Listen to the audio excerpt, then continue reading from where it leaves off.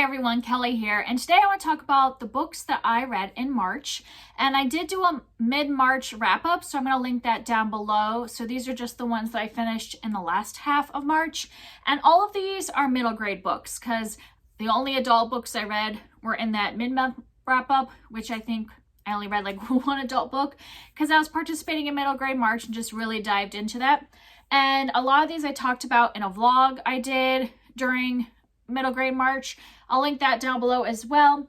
And I'm going to wait and talk about those at the end. So I'll talk about the three that I didn't discuss in that vlog first. So that way, if you've already watched that vlog and don't want to hear the quick wrap up on them, you could just watch the first three and then skip the rest. I have Julia and the Shark by Kiran Millwood Hargrave. And this is illustrated by Tom DeFreston, which is her husband. So they did this book together, him doing the illustrations.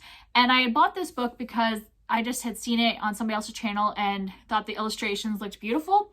And the illustrations really do add a lot to this story. I'm going to try and look one up for you real quick.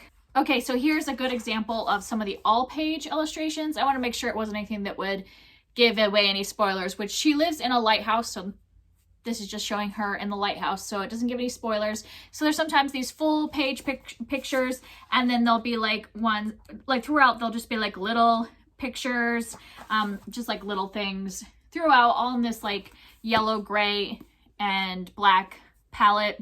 And I just thought it was really beautiful, especially towards the end. The pictures really start adding to the story, and I loved that it had illustrations. So I definitely recommend, either if you don't want to buy a physical copy, getting the physical copy from the library. I'm sure that probably the ebook has the illustrations, but they are really beautiful, and I just love like the shininess of the cover and everything.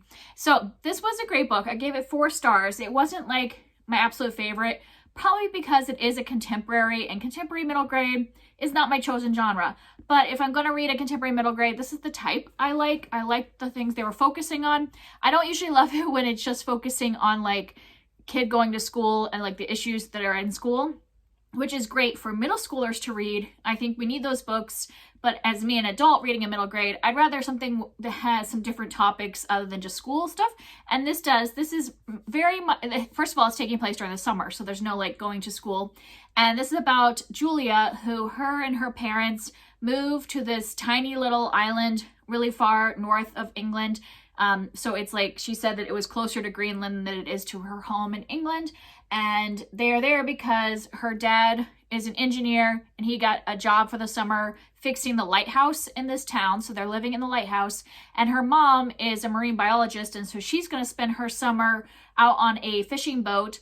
Like, she's hiring this fishing boat to take her out because she's in search of this shark, the Greenland shark. I believe that's what it's called. And so Julia is just, living in this lighthouse, trying to make friends in the town.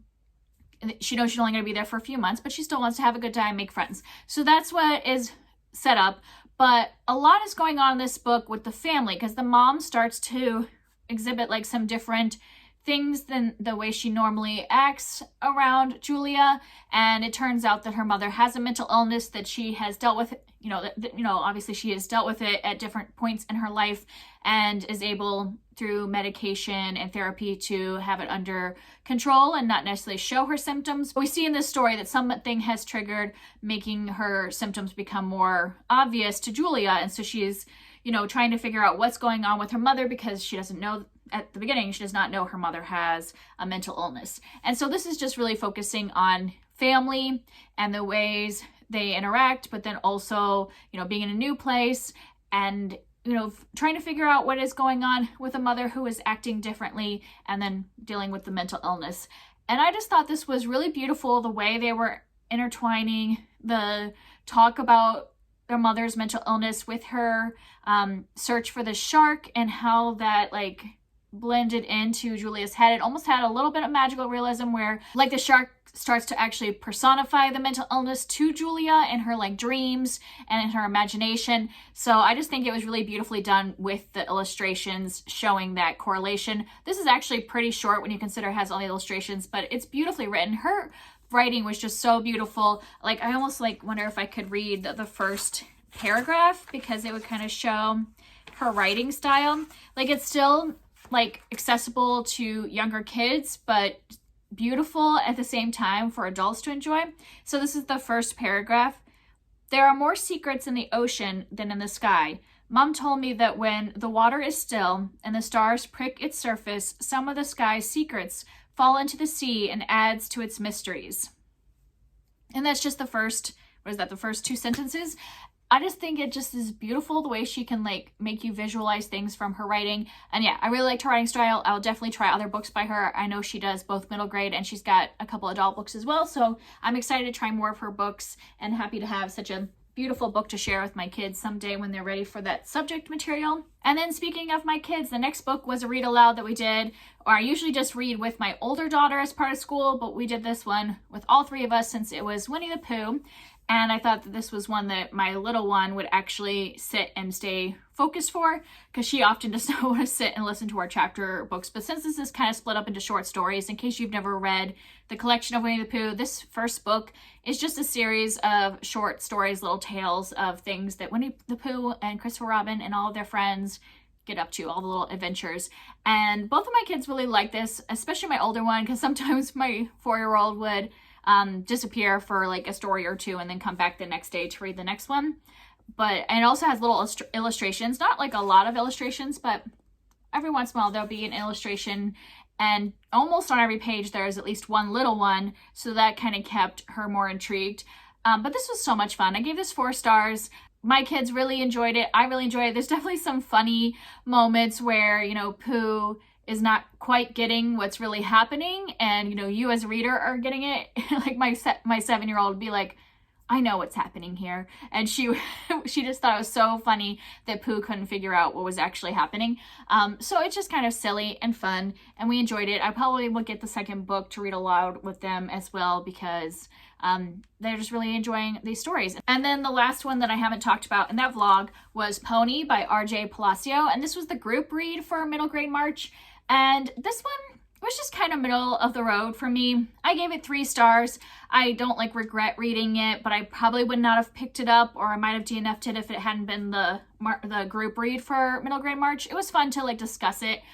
Basically, this is a Western. I know, like, I have heard this described by some different people before it was picked for the group read. People are like, don't be fooled by the cover. This doesn't like exemplify what the book is about. And I'm like, did we read a different book? Because to me, this like fit exactly what I was expecting from this book. Like it definitely feels like a Western to me. And yes, there's some like paranormal things. The main character can see ghosts, but it's definitely a Western.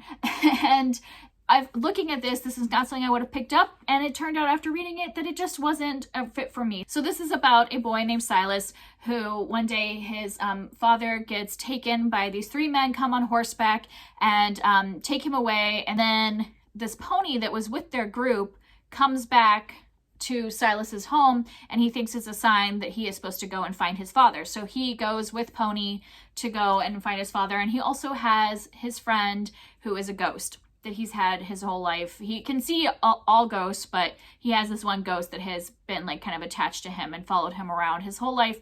That's his best friend, and they go off in search of his dad. And that's basically the plot. I thought it was fine. Like, I was invested the whole time in reading it, but it just, part of it was that I don't really like that whole Western, like there's a shootout and all that, like, and going on horseback and journeying, like there's a lot of this is a journey, and I wasn't really interested in most of that.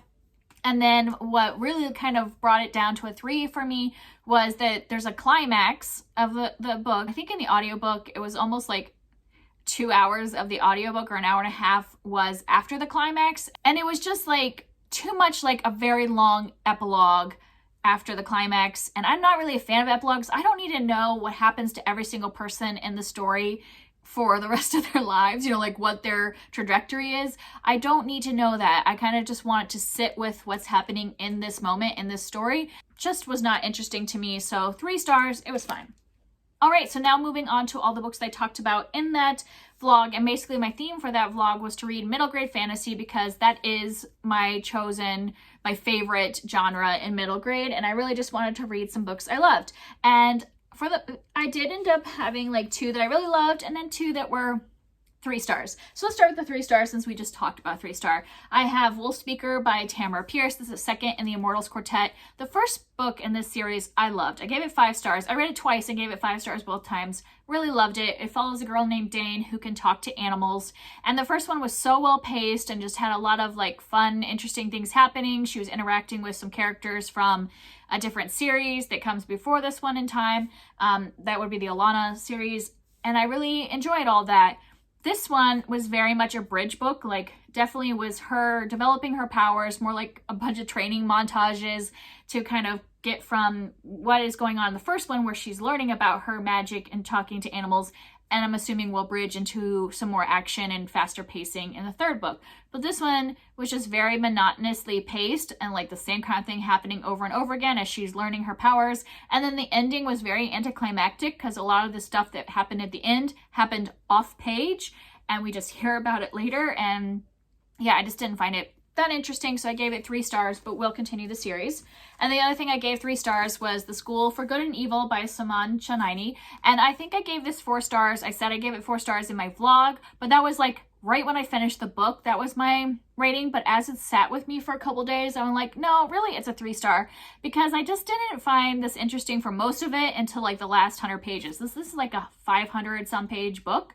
Yeah, 500-page book, and I was not invested for like the first 400 pages, really. Like I was like sitting at a 3-star, like this is fine. I like some of the characters. In case you haven't heard of it, it's about 2 girls, Agatha and Sophie, who are brought to this school for good and evil, and you're put in one school or the other, and just based on their looks and personality, everybody thinks that Sophie is like the princess that will go to the good school, and Agatha is like the witch kind of character that would go to the evil school. But then they're in the opposite schools, and it kind of goes from there of like what that means. What does good and evil mean? And I liked kind of the themes I was exploring, but the way I was exploring it was just kind of obnoxious and not really something I was interested in. The only character I really wanted to follow was Agatha. Sophie was just such a like insufferable person. I just could not stand following her. So for like a lot of the book, I was like, I'm like, okay, because I'm liking Agatha. I'm liking some of the things she's discovering, but I was spending most of the time irritated with Sophie and also not liking this whole love triangle type thing, or not a state love triangle, but like this boy who they're like really, they're interested in what he can do for their story, and there's like a lot of connections between them and this boy, and I just didn't like any of that plot line. And it wasn't until like the last 100 pages when things started to like take off. So I enjoyed that last 100 pages. So when I finished the book, I was like 4 stars, and then I thought about it, I'm like 100 pages out of like 1/5 of a book does not make a 4-star book. So I put this back down to 3. Not sure if I'm going to continue because I'm just worried that it'll go back to like the stuff I didn't like after all that action is over. So I'm still thinking. Let me know if you've read this series and you think I should continue, because at this point I'm kind of thinking not. And then next is one I really enjoyed, which was Pahua and the Soul Stealer by Lori M. Lee. And this is kind of like a quest type fantasy book that revolves around Hmong mythology, and I had not read anything with that mythology in it, and so I really enjoyed that. The Hmong people, a lot of their mythology is just based off of like oral storytelling, so it could be different from person to person. So I really enjoyed that they talk about that, the oral history and how these stories can be different. Like our 2 main characters that are both Hmong, and like how they might have heard different things in the mythology. I also really like how there's a cat spirit. Our main character, Pahua, we find out at the very beginning she can see and talk with spirits, which most people do not have that ability in her culture. And so she has this cat spirit that's kind of like her best friend that hangs out with her all the time. And who doesn't love a cat companion? I mean, I love a cat companion, I will say that. So I really loved their relationship, her and the cat companion. And basically something happens, like she has like, with this like being able to talk to spirits, she has some kind of magical ability that she doesn't really know, and she doesn't really know how to control it. And something happens that releases this spirit into the world and affects her brother, and so she has to go on a quest to try to figure out how to, you know, rein that spirit back in and save her brother. And so it is definitely a quest book, and I really enjoyed it. I love the mythology. I liked listening to this on audiobook because there's a lot of words I didn't know how to pronounce, which there is a glossary in the back if you are reading it physically, so you can, or even the ebook, I think they have a PDF to the glossary, so you can like look up the pronunciations, but I loved hearing it. I thought that the narrator did a really good job. And I really love our main character, Pahua, and kind of what she stands for. Like, she has these, like, abilities, and she can fight. Like, she, at one point, has, like, a pretty, like, dangerous weapon that she has the ability to use, but every time she encounters an issue, she always first is like, how can I resolve this without fighting? Like, can we do this without being physical? And I really love that about her character, especially in a middle grade book. I think so it's so important for kids to know that you don't have to go straight to fighting, that you can, like, see if there's another way out of this situation. And sometimes those solutions might seem from the outside like they're cowardice or not as brave as just running into a fight, but that, you know, we really, as, you know, people, we shouldn't be going first to fighting. That, you know, diplomacy is, you know, an important skill to learn. So I think that it's great that it's in this main character, that that's like her natural thing, is to talk first and find a solution before fighting. So I would really recommend this to middle grade. And also, if you're an adult that likes a good quest adventure with some mythology, I think it was really good. And the last one I would talk about is Shah and the Song of Death by Roshani Chokshi. And this is the second book in the Shah series, so I won't talk about necessarily details of the plot of this one. But this whole series is based off of Hindu mythology, and our main character, Aru, you know, going off to save the world in each of these books, you know, in different ways. Very much like, you know, Percy Jackson, but with Hindu mythology. And I really love the characters in this. That's what I love about this one. This one I gave 5 stars. My daughter and I are reading through it. We're almost done with the 3rd book, so that'll be in my next wrap up. And I'm just really enjoying the way these are paced. Like, they're definitely fast paced. So if you like a more slow, like, moments in between the action, these aren't that. Like, this goes from, like, action to action, really fun things happening all the time, which my daughter is loving. So I'm just really enjoying seeing her enjoy these books as well. And I also like a fast-paced book when it comes to these type of, like, quest stories. And I also think that this doesn't, you know, forget the characters. I really do love the way the characters are developed in this series. In our first book, we only had about 2 main characters we were following, and in this one we have 4 main characters, and I feel like all of them got their own personalities, and we really get to know them, and I really, like, can picture each one of them and their, you know, strengths and weaknesses. And so I really like how she gives time to building these characters up in the middle of a fast-paced story. And yeah, I still continue to love Shah as a main character, because she does have a lot of flaws. She has a lot of, you know, guilt that she's feeling, and also, like, worried that she's going to, like, mess up. And so she's not, like, a perfect hero main character, but she still, like, steps up and always, you know, thinks through situations in clever ways, and willing to, like, fight for her friend's safety and all that. And so I think these are really great. I'm enjoying the series. So that's it. Those are all of the books I read in the second half of March. So that's it for me today. If you've read any of these and you want to talk about them, I'd love to hear from you down below, and I'll see you next time. Bye.